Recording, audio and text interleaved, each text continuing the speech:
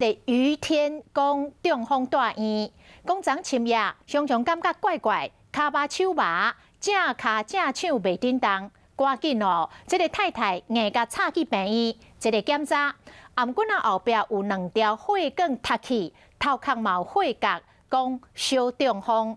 余天的后生讲，家在有送病院，讲爱阁继续来大院做详细检查。余天今仔日嘛伫咧面册来发文章，讲因为烦恼查囝的病情，加上天气热，所以身体无爽快。讲伊已经无要紧了，请乡亲放心。我跟儿子都发现到有一点点不对，你知道吗？有一点不对的话，就逼着他到荣总去。到荣总去的话，现在检查出来，确实他的后脖子的血管有2根堵塞。太太召开记者会出面讲病情，方这是歌坛钟亲秋74岁艺人余天，昨暝敢若有中风，互厝的人介回去病院，后生医生传冇接到通知。说他的好像中风了这样，然后就是好像蛮严重的，当时是右脚跟右手都不能动。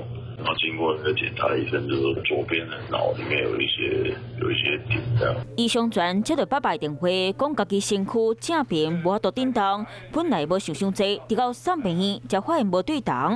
没有，要在医院多观察几天，就再发生的风险是蛮高的，所以好险有及时去医院这样。医生传讲，即摆一个人伫咧病院照顾，雄雄发生这个代志，好真侪民众拢惊一条。你吼电梯坐入去就无5楼啦。上节目经五人搭喙鼓，医生传讲，爸爸的个性真多强，平常时真罕咧看到伊脆弱一面。尾仔遗体嘛伫咧面册铺文，讲家己因为烦恼查某囝的病情，佮加上天气热，身体才会懒。